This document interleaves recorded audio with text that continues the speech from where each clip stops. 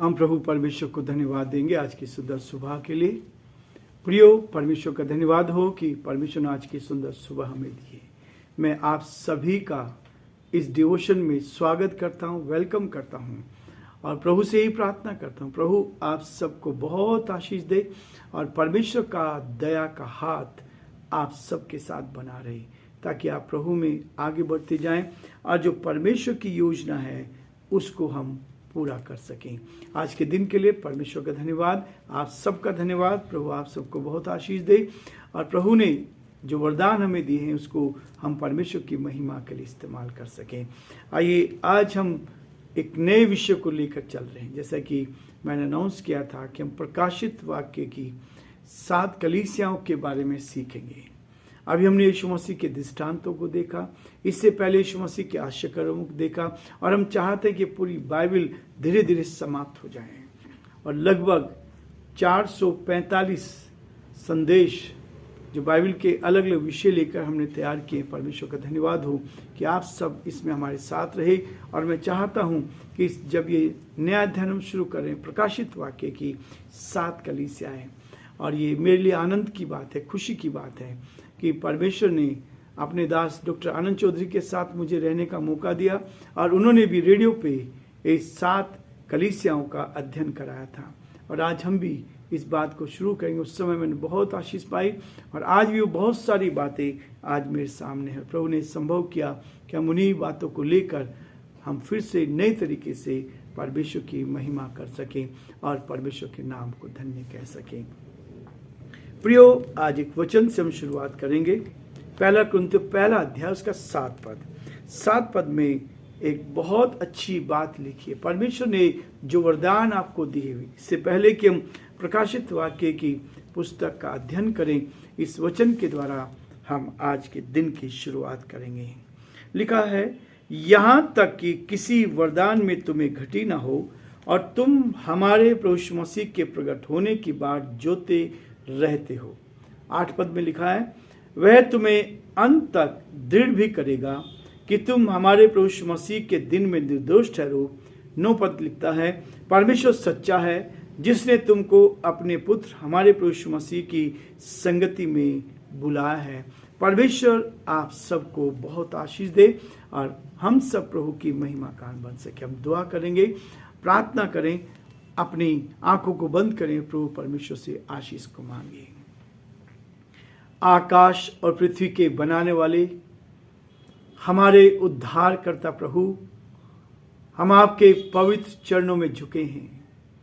आप जो सामर्थ्य प्रभु हैं, आप जो विश्वास के योग्य परमेश्वर हैं, अद्भुत युक्ति करने वाले पराक्रमी परमेश्वर, हम आपको धन्यवाद देते हैं, हम आपकी स्तुति करते हैं। प्रभु जी, आपने हमें ये वचन हमारे हाथों में दिया है ताकि इस वचन के द्वारा हम आपकी उत्तम आशीष को अपने जीवन में देख पाएं। धन्यवाद हो परमेश्वर कि आपने हमसे प्यार किया प्रभु और ये सुंदर वचन हमारे हाथों में दिया। प्रभु, आज जब प्रभु हम प्रकाशित वाक्य के परिचय को देखना चाहते हैं और प्रकाशित वाक्य की इस पुस्तक का अध्ययन करना चाहते हैं, परमेश्वर हम प्रार्थना करते हैं आप हमारी मदद करें, बुद्धि और ज्ञान से परिपूर्ण कर, अंधकार की ताकत परास्त हो, शैतान की चालें परास्त हो और पिता परमेश्वर आपका दया का हाथ हमारे साथ बना रहे ताकि हम आपकी महिमा कान बन सकें और जो आपकी योजना है प्रभु उसको आपके नाम के लिए पूरा कर सके।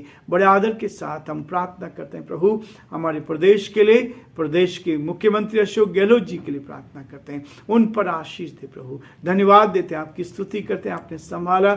उनके सारे मंत्रिमंडल के लिए हम प्रार्थना करते हैं। प्यारे परमेश्वर, हर एक मंत्री को अपने हाथों में ले, हर एक प्रभु जी उन सारे एमएलएस को आपके हाथों में सौंपते, उन सारे अधिकारियों को आपके हाथों में सौंपते हैं जिनके हाथों में जिम्मेवारी आई है प्रभु, जो नई जिम्मेवारियां दी गई प्रभु, हम प्रार्थना करते हैं उसको उठाने की सामर्थ शक्ति प्रदान कर प्रभु, ताकि आपको महिमा मिले, आपका नाम ऊंचा किया जाए और सब बातों के द्वारा आदर महिमा आपको मिल सके। हम बड़े आदर के साथ, दीनता नम्रता के साथ प्रभु जी हम इस प्रार्थना को अपने प्रभु अपने उद्धारकर्ता यीशु मसीह के नाम से मांगते हैं, आमीन।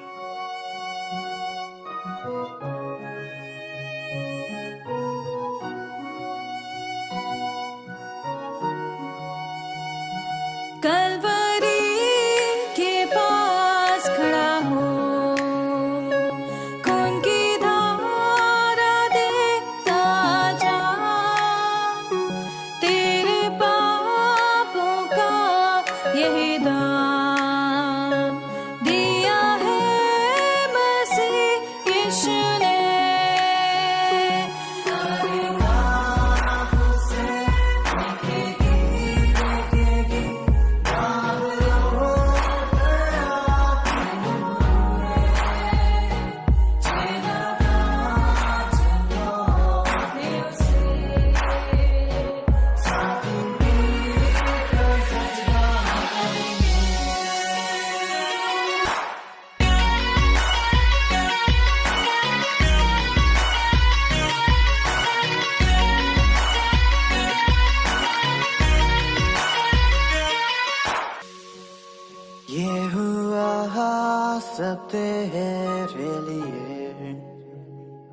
तूने भी उसे छेड़ा था, फिर भी प्यार से वो बोला था, जाता क्यों नहीं तू उसके पास, फिर भी प्यार से वो बोला था, जाता क्यों नहीं तू उसके पास।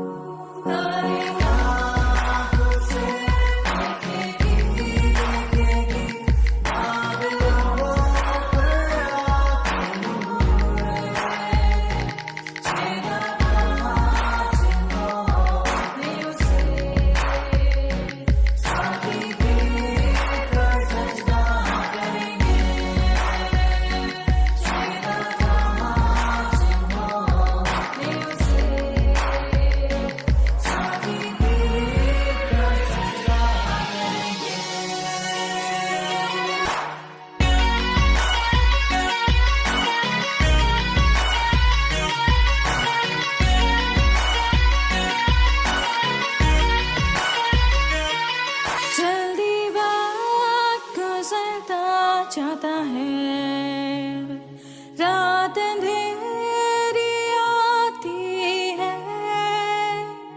तौबा कर दरवाजा होगा बंद, कुछ ना होगा फिर पछताने से, तौबा कर दरवाजा होगा बंद, कुछ ना होगा फिर पछताने से।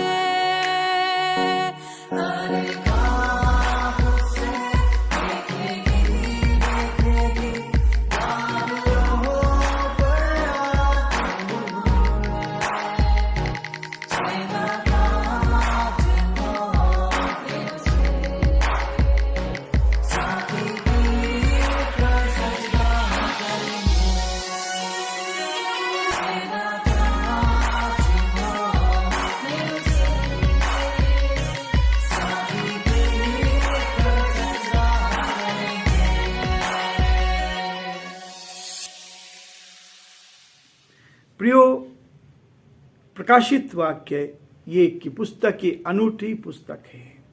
एक ऐसी पुस्तक है जिसमें भविष्य के बारे में सब कुछ बताया गया है। भविष्य क्या होगा, बाइबल हमें पूरी चीजें स्पष्ट करती है। हमारा पास्ट क्या था, हमारा वर्तमान क्या है और हमारा भूतकाल क्या, भविष्य क्या होगा, ये सारी चीजों को बाइबल स्पष्ट करती है। और आज प्रियो हम इस बात को देखेंगे।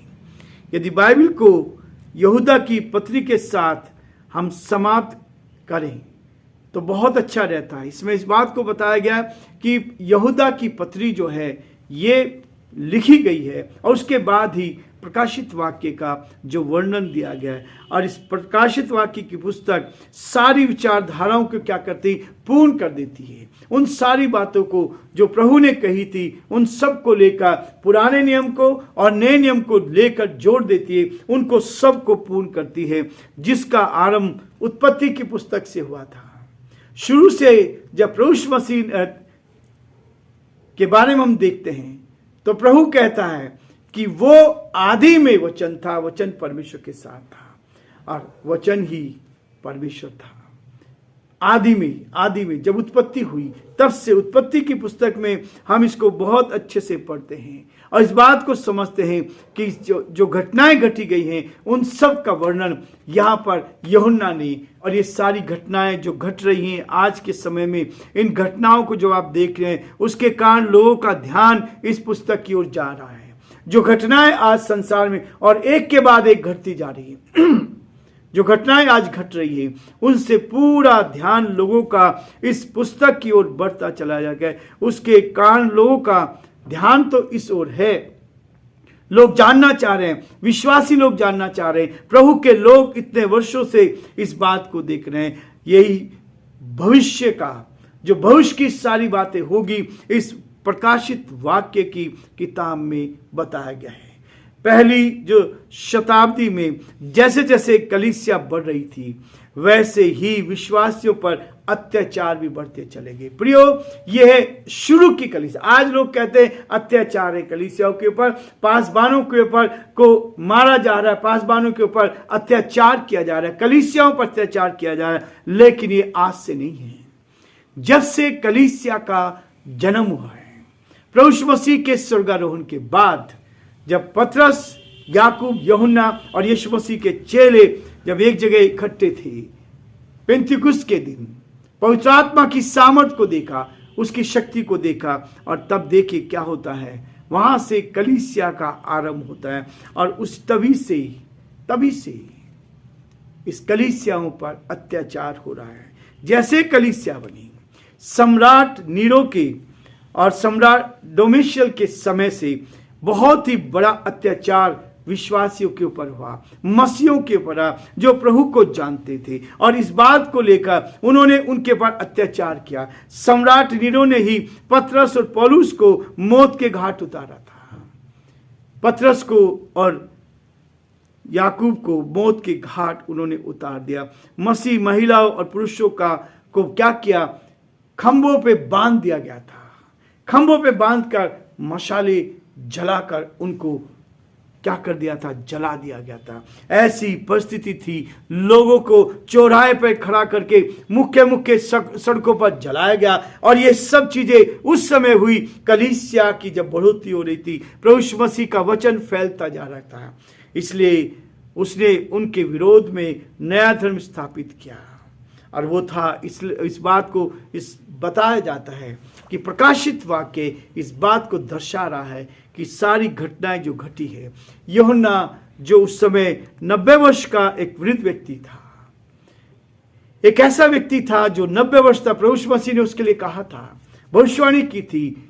चेलों ने कहा कि इसका प्रभु इसका क्या होगा। उसने कहा जब तक ये स्वर्गीय राज्य को देख ना ले तब तक मृत्यु का स्वाद नहीं चख पाएगा।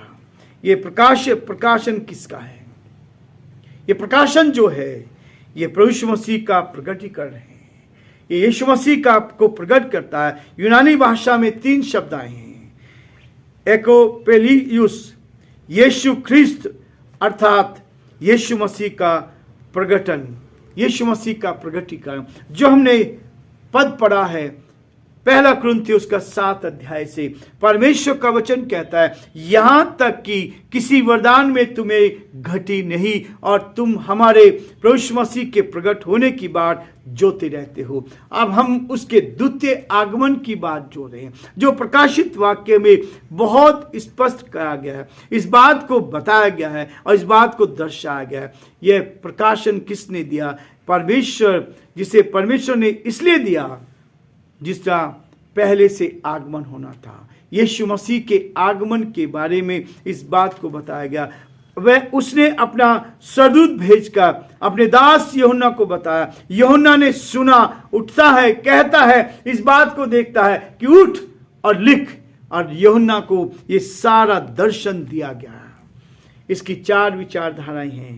पहला, पुराने कुछ सिद्धांतों का मानना है कि प्रकाशित वाक्य की बातें यूहन्ना के काल में पूरी हो गई थी।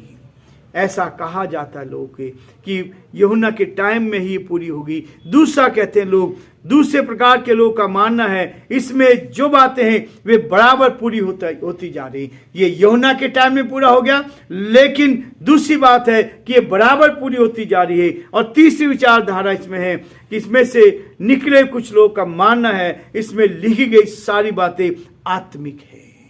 ये बातें आत्मिक है वास्तव में। और चौथी बात वो कहता है, विचारधारा जिसको हम मानते हैं वो ये भविष्यवाणी है जो पूरी होने वाली है। ये भविष्यवाणी है जो पूरी होने वाली। प्रियो, प्रभु कहता है, इसी बात को स्पष्ट करता है वो कि 4 बातें जो बताई गई हैं, इस बात को सबके अलग अलग विचार हैं, लेकिन भविष्य की सारी बातों को इस प्रकाशित वाक्य में देखा गया है। और मैं आपसे निवेदन करूंगा कि आप प्रार्थना करें ताकि हम इसका अध्ययन और अधिकाई से कर सके, और जो वचन प्रभु ने दिया उस वचन को लेकर हम आगे बढ़ते जाएं और प्रभु की महिमा कर सके। प्रभु आप सबको बहुत आशीष दे।